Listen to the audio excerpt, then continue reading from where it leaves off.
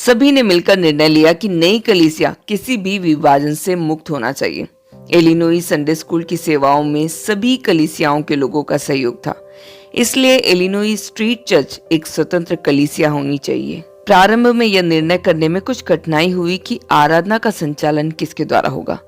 Moody ने इसकी जिम्मेदारी निकट ही स्थित शिकागो की थियोलॉजिकल सेमिनारी के विद्यार्थियों को दिया, जो प्रति सप्ताह आकर आराधना का संचालन करते थे। यह सेमिनारी कांग्रेगेशनल कलीसिया के अधीन संचालित किया जाता था। एक दिन वह विद्यार्थी नहीं पहुंच सका जिसे आराधना के संचालन की जिम्मेदारी दी गई थी। अचानक आराधना का संचालन करने, विशेषकर संदेश देने के लिए कोई तैयार न हुआ। अंत में यह जिम्मेदारी मूडी पर ही आ पड़ा, किंतु यह एक प्रारंभ भर था। विश्वासियों को मूडी का संदेश भा गया। आगे के प्रत्येक सप्ताह शाम की आराधनाओं में मूडी संदेश देने लगे। इसका अर्थ यह नहीं है कि संदेश देना मूडी के लिए सरल बात थी। प्रारंभ के दिनों में संदेश तैयार करने में मूडी को अत्यधिक कठिनाई होती थी। बाइबल और अनुक्रमणिका के साथ वह कई घंटे व्यतीत करते। आधारभूत शिक्षा के अभाव ने मूडी को बहुत तंग किया, किंतु मूडी परिश्रम करने वाला था। अपने पादरी मित्रों से मूडी ने वचन की पृष्ठभूमि और उसकी व्याख्या की जानकारी प्राप्त की।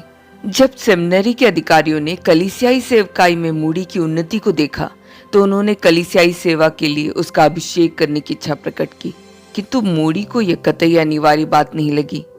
क्या करना चाहिए? क्या मैं अभिषेक स्वीकार करूं? मूडी ने अपने एक मित्र GSF सावेज से पूछा। यदि आप अभिषेक स्वीकार करते हैं तो हम में से एक बन जाएंगे। इस समय आप एक सेवक हैं, आप सही मार्ग पर हैं, इसी में बने रहिए, सावेज ने सलाह दिया। 1865 में जब बैप्टिस्ट थियोलॉजिकल सेमिनारी का प्रारंभ हुआ, तब यद्यपि मूडी ने छात्र के रूप में नाम लिखवाया था, किंतु उसे ना तो पढ़ने का समय प्राप्त हुआ, ना वह डिग्री ले सका। वे एक सामान्य सेवक के रूप में बढ़ चुके थे। उनके पास काफी सेवाएं थी। इस बीच मूडी YMCA के कार्यों में सक्रिय भागीदारी निभाते रहे। वास्तव में वे उनके एक मिशनरी ही तो थे। मूडी ने बहुत परिश्रम किया कि YMCA की सेवा कार्य बहुमुखी बने। उसने कई योजनाएं बनाई ताकि समाज की दुर्दशा का मसीही स्तर पर समाधान किया जा सके। सामाजिक बुराइयों पर प्रतिक्रिया देने के लिए उसने 4 पृष्ठों की एक पत्रिका प्रारंभ किया। पर्चे छपवाए। शिकागो में उस वर्ष जो दस्त की बीमारी शुरू हुई थी, उसके निदान के लिए YMCA ने कई केंद्र प्रारंभ किए।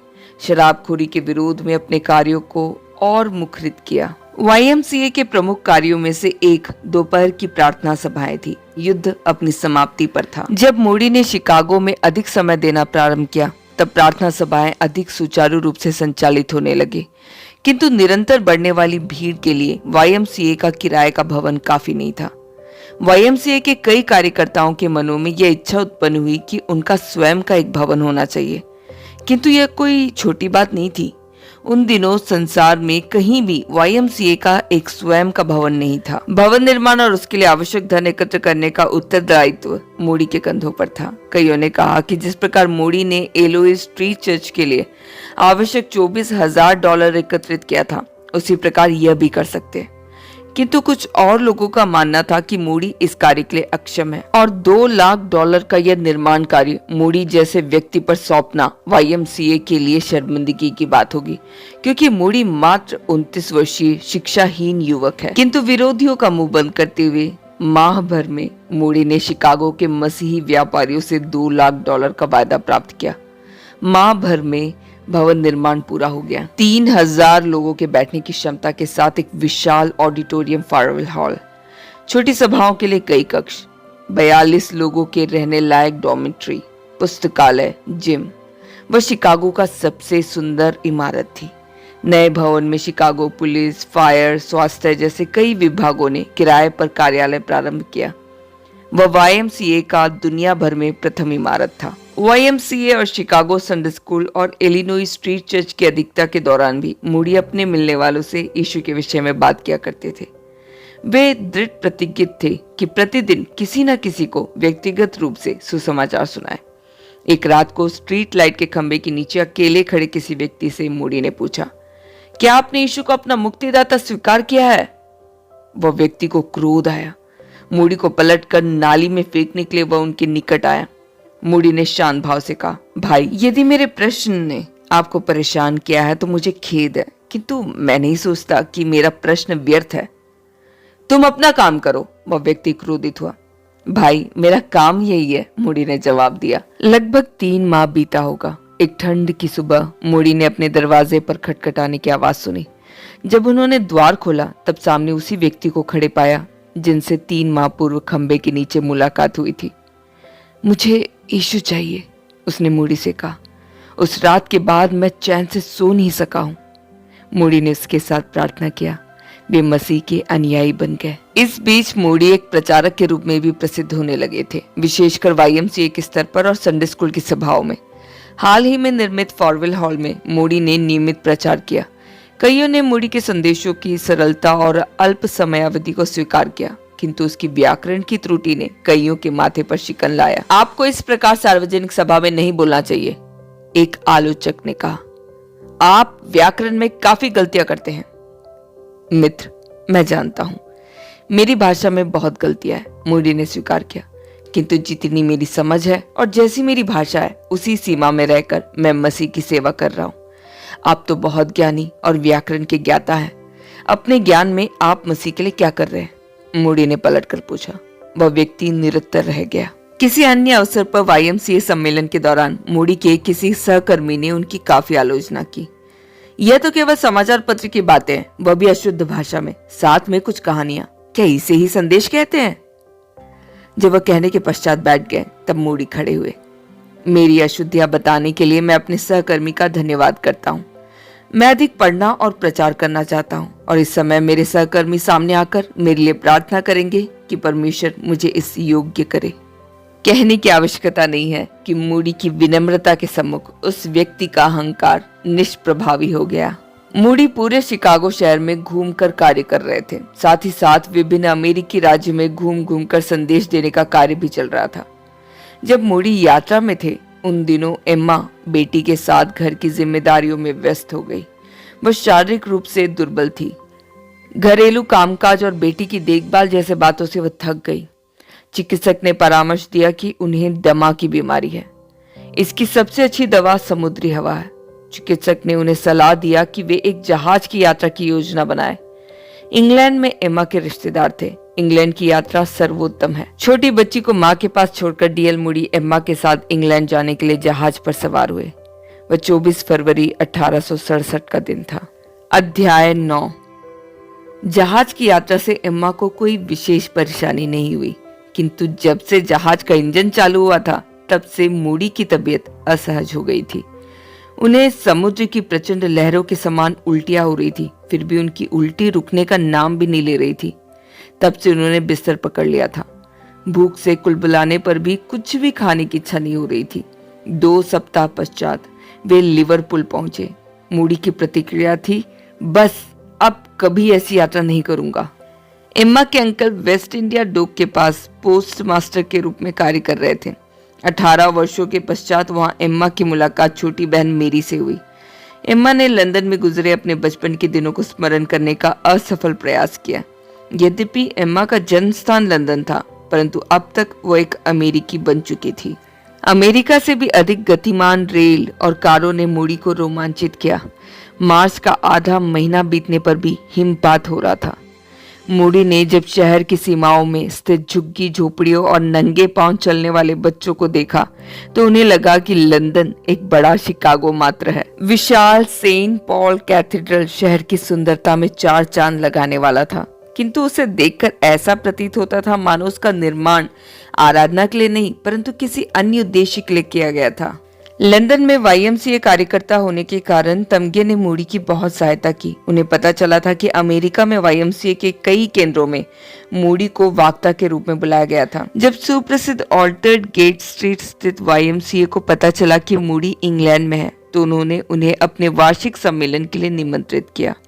वह संसार का प्रथम YMCA था। उन दिनों उसकी देखरेख जॉर्ज विलियम्स के हाथों में थी। मूडी ने उन्हें प्रोत्साहित किया कि वे शिकागो स्थित YMCA के समान प्रतिदिन दोपहर के समान आराधना संचालित करें। कई बार मूडी अंग्रेजों की औपचारिकता समझ नहीं पाते थे। एक बार Moody London Sunday school union के मई माह में आयोजित सम्मेलन में वक्ता के रूप में निमंत्रित किए गए। सम्मेलन के अध्यक्ष सॉफ्टसबरी लॉर्ड थे। तात्कालिक लंदन के परंपरा के अनुसार मुख्य वक्ता अध्यक्ष को धन्यवाद ज्ञापन दिया करते थे। संडे स्कूल यूनियन के उपाध्यक्ष ने कुछ इस प्रकार मूडी का स्वागत किया। हमारे अमेरिकन चचेरे भाई रेवरेंड मूडी हमें संदेश देंगे। इससे पूर्व वे अध्यक्ष महोदय को धन्यवाद ज्ञापित करेंगे। मूडी ने खड़े होकर कहा, उपाध्यक्ष महोदय ने कम से कम 2 गलतियां की है। पहला, यह कि मैं आपका चचेरा भाई नहीं हूं। यीशु मसीह के रक्त से धोकर शुद्ध होने के कारण मैं आपका सगा भाई हूं। मैं कोई रेवरेंड नहीं हूं। मैं तो केवल एक साधारण संडे स्कूल कार्यकर्ता हूं और मुझे नहीं मालूम कि मैं क्यों आदरणीय अध्यक्ष महोदय को धन्यवाद दूं, क्योंकि हम सभी एक ही उद्देश्य के लिए कार्य कर रहे हैं। इसलिए क्या यह आवश्यक है कि हम एक दूसरे को धन्यवाद दें? मूडी के शब्द एक सामान्य अंग्रेज की औपचारिकता के बाह्य दिखावे को समाप्त करने वाले थे, किंतु मूडी के लिए यह एक स्वाभाविक बात थी। कई लोगों को आशंका थी कि लॉर्ड क्या सोचेंगे। उन दिनों मसीही जगत में सुप्रसिद्ध प्रचारक चार्ल्स स्पर्जन लंदन स्थित पेट्रोपॉलिटन टैबरनैकल में रोजाना संदेश दिया करते थे। प्रचार सुनने की इच्छा से मूडी वहां पहुंचे। जब द्वार पर उनसे टिकट मांगा गया तब वे चकित रह गए। मूडी को नहीं मालूम था कि स्पर्जन के संदेश सुनने के लिए पहले से टिकट लेना पड़ता है। जबकि कई प्रचारक श्रोताओं को इकट्ठा करते हैं, तो इस स्पर्जन राग ने मूडी को चकित किया। उसे लगा कि बिना प्रचार सुने वापस लौटना पड़ेगा, परंतु उस दिन गैलरी में कुछ कुर्सियां खाली थी। मूडी ने जल्दी टिकट लिया और संदेश सुनने के लिए आसन ग्रहण किया। उस कक्ष में 5000 से अधिक लोग इकट्ठे थे और मूडी की कुर्सी प्रचारक से काफी दूर थी। भीड़ में एक व्यक्ति बनकर मूडी एक किनारे बैठ गए। पुलपिट की ओर मूडी का आगमन ही नयनाभिराम था। उन्होंने संदेश देना प्रारंभ किया। अब मूडी को नहीं लगा कि वह भीड़ में एक व्यक्ति है। उन्हें लगा कि स्पर्जन उनसे बातें कर रहे हैं। ऐसा लगा मानो शिकागो से आने वाले डीएल मूडी से स्पर्जन व्यक्तिगत रूप से बातें कर रहे हो। उन्होंने जाना कि स्पर्जन का संदेश उनके ज्ञान को नहीं परंतु आत्मा को ही स्पर्श कर रहा था।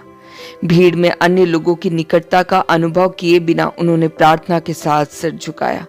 काफी प्रयास किया कि आंसू न निकले। मूडी को लगा कि ज्ञान अथवा उपदेश देने की कुशलता के कारण नहीं परंतु पवित्र आत्मा के कार्यों के कारण ही स्पर्जन अतुल्य प्रचारक बनते हैं। मूडी ने स्पर्जन के समान प्रचारक बनने का सपना देखा, किंतु उसे उस लक्ष्य प्राप्ति के लिए अभी काफी दूर यात्रा करनी थी। उन्होंने आशा किया कि कभी न कभी वे ऐसे प्रचारक बनेंगे जिनका प्रचार आत्मा को छू जाता है। जब इंग्लैंड जाने का निर्णय लिया गया था, तब जिस बात ने मूडी को अधिक आनंदित किया था वह यह था कि उन्हें उन 2 व्यक्तियों से मिलने का अवसर प्राप्त होने की संभावना थी जिनका वह अत्यधिक आदर करते थे। उनमें से एक से वह मिल चुके थे, C.H. स्पर्जन। न केवल उनका संदेश सुना बल्कि मूडी को उनके साथ कुछ समय बिताने का भी अवसर प्राप्त हुआ। अगला व्यक्ति जॉर्ज मूलर है। उनसे मिलने का लक्ष्य लेकर उन्होंने ब्रिस्टल की गाड़ी ली। स्वागत बहुत हार्दिक था। मूलर के अनाथालय में 2000 से अधिक बच्चे थे। 8 राज्यों में से 56 मुफ्त विद्यालय संचालित करते थे। प्रति माह वे लगभग 1000 सुसमाचारकों की सहायता किया करते थे। मूलर का स्वभाव मूडी की कल्पना से भिन्न था। मूडी के मन में एक ऐसा चेहरा था जो अपनी सफलताओं पर गर्व करने वाला और काम की अधिकता के कारण तनावग्रस्त था, किंतु मूलर का हाव भाव शांत था। उस चेहरे पर विजय का उन्माद नहीं परंतु आश्रय की शांति थी। मूलर की बातों में क्षमा और आशा झलकती थी। मूलर ने अनाथालय को देखने की उनकी इच्छा का सम्मान किया। उत्साह के साथ मूडी आगे चलने लगे। वृद्ध मूलर ने मूडी के साथ कदम मिलाने का व्यर्थ प्रयास किया। मूलर के खातिर मूडी को अपने कदम छोटे करने पड़े। अंततः वे ब्रिस्टल शहर की विशालता में पहुंचे। वहां पर पहाड़ियों की शोभा बढ़ाती हुई मूलर के अनाथालय थे।